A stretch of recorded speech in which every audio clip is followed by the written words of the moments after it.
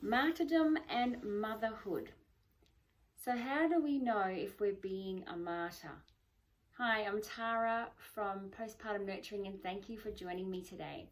It's an interesting topic and I feel quite passionate about it because I see a lot of us mums end up being resentful, burning ourselves out, and basically I want to be able to bring awareness to martyrdom and what it is and how we're doing it, and that it's basically a choice, whether it's been a program, a habit, whatever, it's a choice.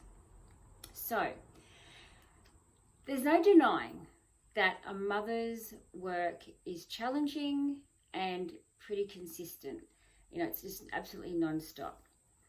And yes, fathers and other carers' work is as well. It's quite demanding. And every day we're doing the same tasks. It's quite repetitive in nature.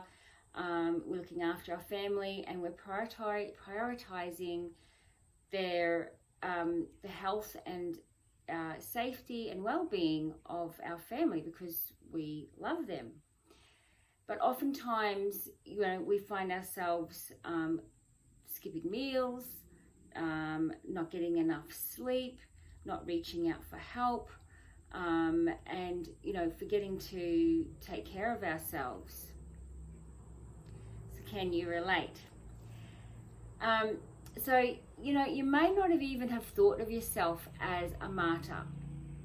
And even the word martyr, it has quite a heaviness to it. Would you agree? It sort of feels quite rigid. And I don't think anyone really likes to admit that they're a martyr. Some people do. Maybe they feel quite humble that they are a martyr. They feel like it's quite a humbling thing to be. But basically, if you're trying to be a superhero mum and put everyone else first, and you think that you need to sacrifice yourself so that everyone stays happy or healthy, then that's basically being a martyr. When you're burning yourself out, and really on the inside you're feeling quite resentful, and it's not something that a lot of us own up to. There's things like passive aggressive behavior, the silent treatment that can happen, the snide comments or the remarks that we come out with of like, you're never grateful. I do so much for you. Look at everything I've done for you. And that's a resentment, and it's our own doing. If we're being like that, and we are putting everyone else first, and then we turn around and expect that others appreciate and are grateful, and we expect this thankfulness because we've done so much. That's actually not giving from the heart. That's actually not really coming from a loving place. It's martyrdom. So here's 7 things that 7 signs that could be having you be a martyr without you realizing it. And I am going to check my notes because I haven't. I'm not perfect. Obviously always putting others first. So a martyr mum consistently puts her children or family or even friends first, without checking in with her needs, and saying and having her needs at the expense of everyone else's. Ignoring personal needs, again, it goes on from there. So when you constantly saying that you're always tired, you're neglecting your own needs, like you're not eating properly, you're skipping meals because you need to feed everyone else, you're not taking care of your own well-being because you haven't got time, because you're too busy doing, this for them and doing that for everyone else. So that's another sign. You have difficulty saying no. This is really common, and I have totally been there. So you keep saying yes to things, even though on the inside you're screaming, no, I don't want to do this. I've got no energy. I feel so drained, or whatever it is. You still say yes. So that is a really big one, and that does take a lot of practice. Feeling overwhelmed and stressed constantly, you're continuing to take on more responsibilities.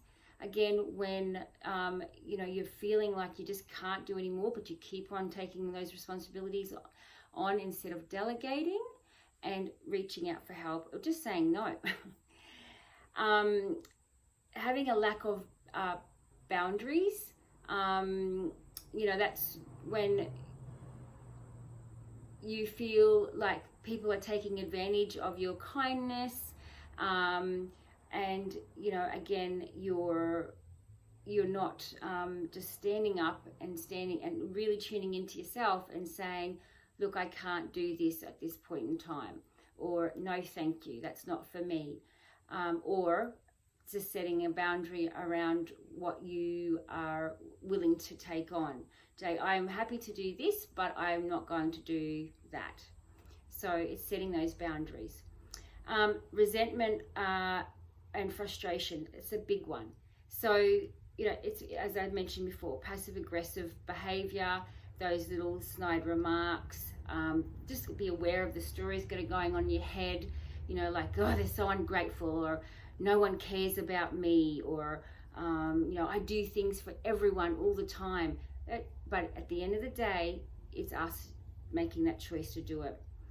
And so the martyr complex is the 7th one, and that's when there's a sense of identity or purpose from being this self-sacrificing caregiver, or the need to be a savior for others. You feel, like I mentioned before, so humble that you put everyone else first. You're selfless, and again, this is a sign of martyrdom, and it's not setting ourselves up in a healthy, loving way, and it's certainly not showing our family and our children how to be towards others. Can you imagine having your child become like that, and they're just angry or bitter or resentful or passive aggressive?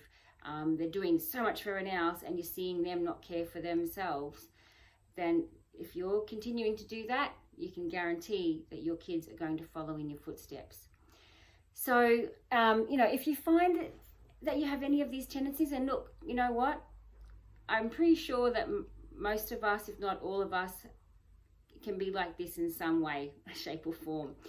There's no judgment, first of all. Learning to be aware and then learning to have compassion for ourselves is key. And awareness is always that first step.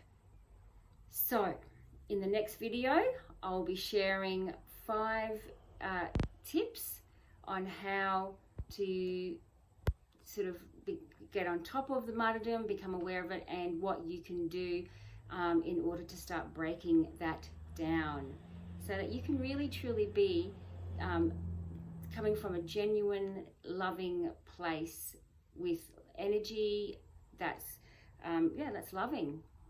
Thanks for joining me today. I'm Tara. Follow along at Postpartum Nurturing. Instagram handle is postpartum_nurturing, or check out the website. I'll put the link there. Okay, bye for now.